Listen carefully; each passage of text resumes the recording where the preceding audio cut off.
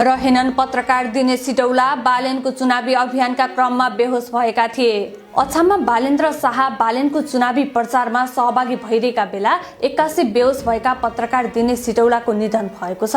चलचित्र पत्रकार संघ नेपालका निवर्तमान अध्यक्ष समेत रहेका सिटौलाको आज निधन भएको हो। सिटौला केही दिनदेखि राष्ट्रिय स्वतन्त्र पार्टी रासोपाका वरिष्ठ नेता तथा काठमाडौँका पूर्व मेयर बालेन्द्र शाह बालेनको चुनावी अभियानलाई नजिकबाट नियाल्न र प्रचार प्रसारमा सघाउन सुदूरपश्चिमको भ्रमणमा गएका थिए। अछाममा आयोजित चुनावी सभाको चटारोका बीच उनी 81 बेहोस भएर ढलेका थिए। त्यसपछि उनलाई सेनाको हेलिकप्टर मार्फत तत्काल काठमाडौँ ल्याई काठमाडौँको ग्रान्डी अस्पतालमा भर्ना गरिएको थियो। अस्पतालले एक विज्ञप्ति मार्फत सिटौलाको निधन भएको जनाएको हो। विज्ञप्तिमा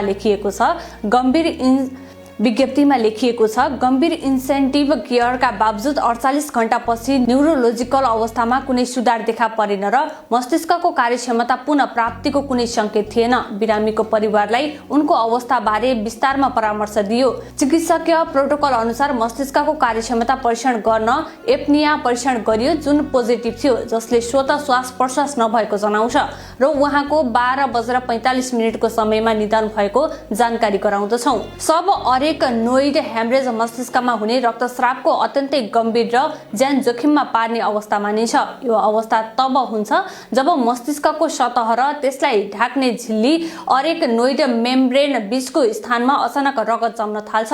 चिकित्सकका अनुसार यो ब्रेन हेमरेजको सबैभन्दा खतरनाक प्रकार मध्ये एक हो, जसमा तुरुन्त उपचार नपाए मृत्यु दर निकै उच्च हुन्छ।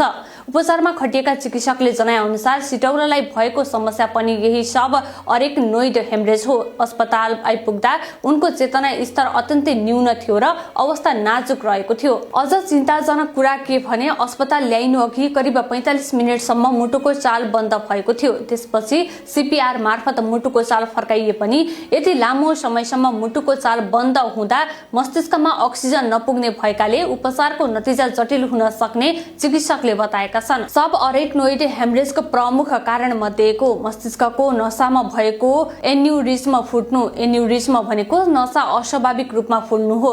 धेरैजसो मानिसमा यस्तो एन्युरिज्म पहिलेदेखि नै हुन सक्छ, तर कुनै लक्षण नदेखिने भएकाले समयमै पत्ता लगाउन कठिन हुन्छ। अचानक रक्तचाप अत्यधिक बढ्नु, अत्यधिक तनाव, धूम्रपान, मदिरा सेवन वा केही अवस्थामा शारीरिक श्रमका कारण पनि एन्युरिज्म फुट्न सक्छ।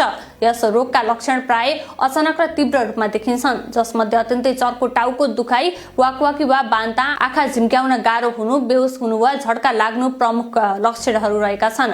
कतिपय अवस्थामा बिरामी एकाएक ढलेर बेहोस समेत हुन सक्छन्। यही कारणले यसलाई थन्डर क्ल्याप हेडेक अर्थात् चट्याङ चाहिँ अचानक आउने टाउको दुखाइ पनि भनिन्छ। चिकित्सकका अनुसार यो रोग प्राय 60 वर्ष भन्दा माथिका व्यक्तिमा बढी देखिन्छ, तर पछिल्लो समय केही अवस्थामा कम उमेरका व्यक्तिमा पनि देखिन थालेको छ। उपचारका लागि बिरामीलाई तुरुन्तै सघन उपचार कक्षमा राखेर सीटी स्क्यान वा एमआरआई मार्फत रक्तस्रावको अवस्था पत्ता लगाइन्छ।